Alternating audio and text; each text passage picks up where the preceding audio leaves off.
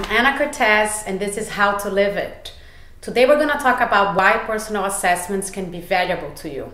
And here's a very hard truth. As humans, we do a very bad job in assessing ourselves. We cannot assess our strengths, our weaknesses, and that leads us to not unleashing our full potential. I'm here with my friend, an incredible life, executive, and career coach, Benis Reffkin, who combines a very strong educational background with real-life experience in the corporate and entrepreneurship world. And we're going to talk about why personal assessments can be a very valuable tool. Thank you, Anna. Thank you for being here. I'm excited to be here. This is fun. So, Benis, let's talk about self-awareness.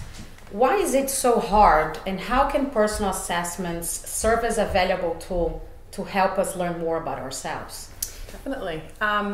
So in my work as a coach, what I've found is that often people have a disconnect with how they see themselves and how others perceive them. And they have goals and they have intentions and they go about the world trying to make these things happen for themselves.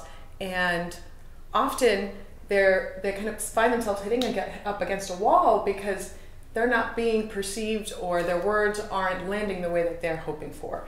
And so the journey for self-awareness is really about that. How can you know yourself better so that you can develop the skills, the language to let people know, well, these are kind of my tendencies and this is how I think and how I approach different topics. And so in that effort, then they can hopefully connect the dots and they can meet the people they're trying to work with really on the same page.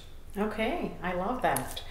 One of the things that I have observed, and I'm a very strong, let's say, preacher of giving and receiving feedback, but we often tend to assume that the feedback we get leads us to think about our strengths and weaknesses. But obviously feedback is a biased view of ourselves, right? Someone else giving us feedback is a biased impression. And one of the things I have liked, through the cycles I've taken of personal assessments, is that they give us an unbiased view. How effective do you think personal assessments are in really offering an unbiased view of who we are, our skills, our strengths, and our thinking preferences? The way to think about assessments are really, they're just tools. There's no perfect answer. Our brains are way too complex to ever really get to the true essence of who we are, but they do a good job of trying to chip away at some of that complexity and give you, again, it's about having the language to be able to understand yourself. And so what I often tell clients is to take the assessment. When you're answering questions that the assessment asks you, the survey, try to really be honest with yourself when you're answering those questions. A lot of the times assessments that don't seem to do a good job is because there wasn't good inputs. It's all about inputs and then hopefully great outputs. But if you've done that and still don't feel like it's correct or it's right, at the end of the day, you take it with a grain of salt and you use what's useful to you. There's always something that you can use, and a lot of the times it's how you interpret the results. You don't have to take them at face value, but if you try to be critical and reflect on how some of these things play out in your life, in your work, with working with others, you might start to see some insight. And that, again, it's a journey, and it's a tool to help you get closer to greater self-awareness. Can you give us maybe one real-life example in which you think using some type of assessment, and I know you have a field that you use, yes, that you really thought that helped the person become more self-aware in terms of their talents or their strengths or their weaknesses, or even how to use that to really unleash their full potential? So I have one client who wanted to work with coaching. She felt that she was somehow missing out on kind of the relationship building that she was doing. And we did an assessment called the NBI, Neethling Brain Instrument, that tells you what your preferences are in your work style and your thinking. Through that assessment, we were able to find out that she has this tendency when it comes to relationships to be more social than empathetic. By that I mean she spends more of her time trying to connect with lots of people on a superficial level, rather than really spending time thinking about how to connect with fewer people on a deeper level. And so she would throw all these parties with 100 people, and she'd work the room, and she'd feel like it was a success. But at the end of the night, if you asked her, like, did you really get to know anybody tonight? You know, she'd have a hard time answering that question. And so this tool really helped her to see, like, oh, this is just like a natural preference I have because it's fun to kind of work the room and have a lot of people over. But if I really want to develop stronger relationships for my business, I need to kind of start to get deeper than the superficial, and a smaller dinner might help achieve that. Interesting.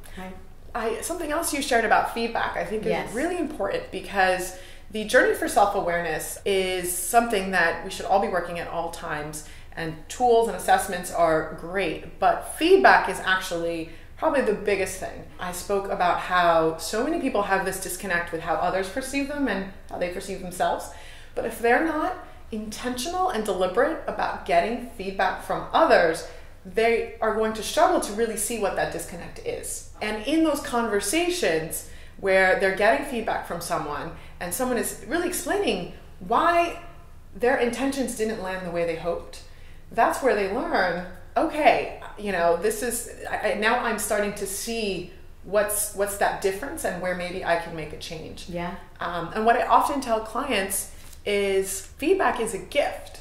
It's something that is so painful to go through. I remember my first job out of college, and I had this great boss who was really good at giving me feedback, and it was hard. You know, all I wanted was to be perfect. I wanted to just do a great job, and for me to go in there and him to say, thank you, you've done a great job. Yeah.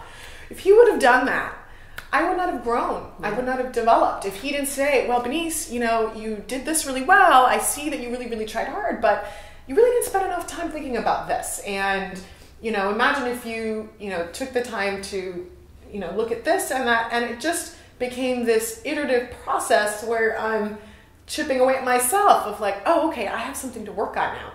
I left his office, and now for the next month or two, I'm working on something to improve. And so that's what I try to tell people. It's like, you know, if you kind of remove that emotional ties you have to taking it personally and feeling like you were insulted, or and focus more on the gift you're getting, that this is really the best way for personal growth, then you know, it's exciting. It's an opportunity. Every meeting with your boss, you know, is an opportunity. Tell me what to improve. Yes. What am I doing? What can I do better? Like, you know, and it doesn't have to be negative. It's not what I'm doing wrong, but what can I do better? I think one of the points that has become very clear to me after I transitioned from, you know, different careers and I decided to start my own business is that we have to, all of us, in any point in our lives, have to take ownership of our growth. This is something that we own. And using, you know, tools, whatever it is that, you know, allows us to really take ownership and say, you know what, this is my journey, I'm gonna own it, and I'm gonna make it the best I can, and this is it. I think this is the best. You feel this sense of sort of authority over your own journey, and this is, it's not easy, right? It's hard. You have to accept your flaws, and you have to really learn who you are, and it's kind of scary sometimes to say, okay, this is who I am, but I think once you take ownership, then you just go for it, right? Own it, and then you plan around it. It's like, you know what? I am terrible. I'm not into, you know, analysis and numbers. I just want to be out there meeting people and selling, and, you know, okay, don't focus on what you're not good at. Now, you know, you've done assessments. You're like, okay, this is not a strength for me. But now as you build your team, you build for that and say, I'm going to complement myself with the people around me. And just give everyone around you that power to feel like they're bringing something to the table that you don't, and they're valuable, and you focus on what you bring. Great. Thank you, Benis. We had Benis Reffkin with us today at How to Live It. Thank you for joining our family. Thank you for having me. And we spoke about why personal assessments can be a valuable tool and how they can allow you to take a more strategic approach to your own personal and professional development and really own and unleash your full potential and go out and live it. So thank you.